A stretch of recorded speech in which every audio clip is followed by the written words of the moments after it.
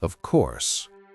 Here is the complete English translation of the expanded story about nurse Elena Dimitrova, followed by 10 compelling, visually rich prompts for an AI image generator. The English story. History written in ash. Stalingrad, October 1942. The city was no longer a city. It was a broken skeleton, a frozen corpse of civilization. Buildings were jagged, toothless mouths pleading with the sky, and the streets had devolved into a labyrinth of steel, concrete, and frozen flesh.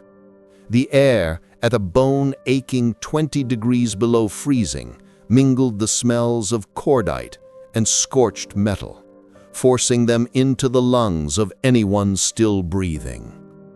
In the heart of this apocalyptic landscape, in the cellar of a ruined cathedral overlooking the Volga River, the last remnants of humanity tried to draw breath. This was a field hospital, and for nurse Elena Dimitrova, this was the end of the world. By day, Elena was a machine. She had buried emotions like fatigue, fear, and despair beneath the white smock she wore, a smock so stained with blood and grime its original color was a distant memory. Her hands worked ceaselessly, cleaning a wound, stopping a hemorrhage, changing a dressing. Her voice in the claustrophobic cellar, beneath a ceiling that could collapse at any moment, was calm and clear amidst the cacophony of panic and agonized groans. The comforting words she whispered as she wiped the sweat from a dying young soldier's brow, the last blanket she draped over another who was freezing to death. She was a pale but stubborn flower blooming in the rubble of Stalingrad, defying death itself. The soldiers called her Angel. But at night, that angel retreated into her own private hell. When darkness fell, when the groans of the wounded gave way to feverish delirium, and the single gas lamp in the corner turned shadows into monsters, Elena became someone else. When everyone else had surrendered to the sleep of agony or exhaustion, she would retrieve her secret companion from the locked metal medicine cabinet, a small black-covered notebook hidden in a hollowed-out compartment she had carved into an old medical textbook. The scratch of her pen on the paper was her one rebellion against the thunder of war. This diary was her method of preserving her sanity. By translating the unimaginable horror she saw, heard, and smelled into words, she tried to tame it, to impose some kind of order upon the chaos. It was also a vow, a silent vow against the oblivion of the dead, against their names and stories being reduced to mere statistics. October 21st, she wrote that night, warming the pen's ink with her breath to keep it from freezing. We lost another boy today, barely 18. His name was Dmitri, a tractor driver from Kursk. He cried out for his mother at the end. He had blue eyes, like the sky. As those eyes closed, I felt humanity itself slowly closing its eyes. I must write this down. When the war is over, someone must remember Dmitri's blue eyes. This diary was her sacred trust, but it was also a mortal risk. Political Commissar Orlov, who haunted the hospital like a specter, was the flesh and blood embodiment of this risk. Orlov was a man who believed in ideology, not people. He saw emotions as a weakness and memories as a danger. Remember, comrades, keeping personal records at the front simplifies the enemy's work. It is tantamount to treason. Every time Elena wrote, she could feel Orlov's icy gaze on the back of her neck. That morning began with one of the Luftwaffe's most ferocious assaults. The demonic wail of the Stuka dive bombers merged with the earth-shattering explosions of artillery shells. The cathedral was no longer a sanctuary. It was a target. The thick stone walls of the cellar trembled and a constant rain of dust and plaster fell from the ceiling. Elena and the others were trying to move the wounded to the rear alcoves, the most protected part of the cellar. And then came the sound. A deafening, soul-shattering roar that momentarily sucked the air from their lungs and shook the very foundations of the building. A 500-kilogram bomb had scored a direct hit on the cathedral's main dome.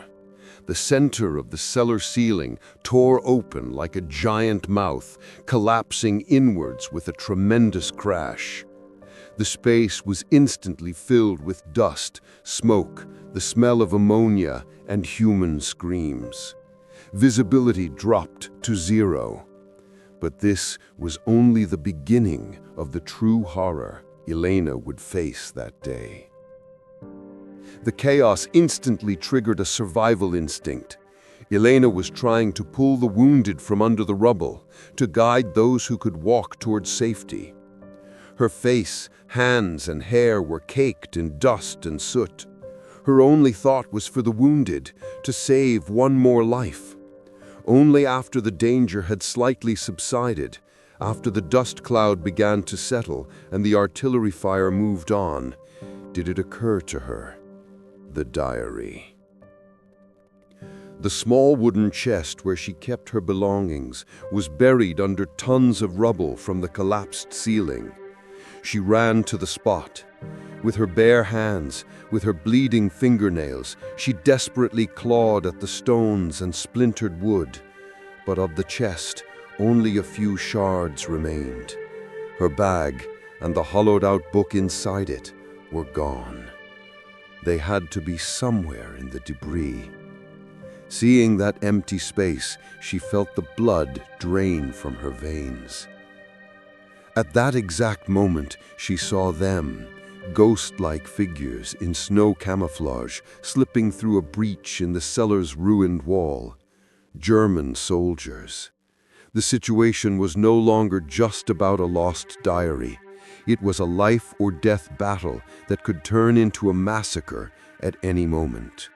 She had to protect the wounded and herself from the Germans, and at the same time find her diary in the rubble before the Germans, or worse, Commissar Orlov, found it first. As she and the other medics pulled the wounded deeper into the alcoves, Elena's eyes, like a hunter's, desperately scanned the debris. They could come face to face with a German soldier at any moment. Orlov could appear at any time and interrogate her about her suspicious panic. And then she saw it. The book. Thrown clear by the blast, it was lying in a relatively open space between two columns. For a fleeting moment, her heart leapt with hope, but that hope was instantly replaced by absolute terror. Next to the book lay a wounded German soldier. And you will feel a chill when you understand this detail of the story. Another German soldier, one who was on his feet, noticed the diary before she could get to it. He bent down, picked up the strange, blood-stained book, and began to flip through its pages with curiosity. Elena's heart felt as if it had stopped. The world fell silent. The sounds of the battle outside, the groans inside, all of it disappeared. The only thing she could hear was the roar of her own blood in her ears. Those pages didn't just contain the names of the dead, they contained everything she had overheard from conversations with wounded officers, defensive lines, tunnel entrances, ammunition statuses. That diary was a blood-written summary of the Stalingrad defense, a military map. Put yourself in her place. Would you throw yourself out into the open, at the risk of your own life, even your honor, to destroy that diary? Or would you remain silent in the shadows and watch as the fate of your comrades and the city you defended was sealed by a small notebook in the hands of the enemy? The German soldier, though he couldn't understand the Cyrillic script, noticed the crudely drawn map sketches and the numbers indicating unit designations. He realized he was holding a treasure trove of intelligence. A triumphant smile spread across his face. At that exact moment, Commissar Orlov emerged silently from the shadows and grabbed Elena by the shoulder. His voice was as low as a whisper, but as sharp as a whip. Elena was trapped. On one side, the enemy soldier holding the fate of the city in his hands. On the other, Commissar Orlov, who would not hesitate to put a bullet in her brain for the slightest mistake. Only one thing came to her mind. It was a mad plan, a gamble, but she had no other choice. Suddenly, she let out a horrifying scream as if she'd been shot and collapsed to the ground. Her body convulsed. Acting as if she were foaming at the mouth, she shrieked, "Typhus! The wounded German has typhus! It's contagious! Stay away!" On the battlefield, disease was a more insidious and terrifying enemy than a bullet. Orlov, beneath his armor of ideology, instinctively took several steps back. The German soldier holding the diary also looked at his wounded comrade and the writhing nurse with disgust and fear. This hesitation, these few seconds, were all Elena needed. With a sudden burst of energy no one expected, she sprang from the floor like a coiled spring. But she didn't run towards the diary. She ran towards the makeshift stove in the middle of the cellar, a rusty oil drum where they burned debris for warmth. Before the German soldier could react, Elena snatched a gas lamp from a medical tray and hurled it into the stove. The lamp exploded with a sharp whoosh, and a large orange fireball erupted from the oil drum. The cellar was instantly illuminated, and a thick, choking smoke filled the space. In the chaos and panic she had created, she lunged at the stunned German soldier, snatched the diary from his hand, and without a moment's hesitation, threw it directly into the hottest part of the fire. The pages of the diary glowed brightly for a moment. Perhaps the blue eyes of Dmitri, the last words of other nameless heroes, all shone one last time. Then they curled, shriveled into blackness, and turned to ash. At that moment, a Soviet counterattack began, and Red Army soldiers stormed the cellar, driving the remaining Germans back. The cellar was secure once more. Elena had succeeded. She had saved everyone. But in doing so, she had burned a piece of her soul, the proof of her witness, the memory of Dmitri's blue eyes in that fire. Commissar Orlov was livid, but he had no proof. All he had were his suspicions, and he would hold them over Elena like a shadow for the rest of the war. Hours later, after everything had settled, Elena was sitting by the side of a young wounded soldier. Both of his legs had been amputated, but he was alive. He asked Elena to write a letter to his illiterate mother for him. For a moment, Elena thought of her diary burning in the fire, her words turning to ash. Then she took the pen and paper the soldier offered. Her hands were no longer shaking. Her diary was destroyed, but her mission continued. She understood in that moment that the real diary was not the paper. The real diary was her memory and the humanity she had sworn to protect, no matter the cost. And that diary, with every letter written, with every life saved, would continue to be written until the war was over.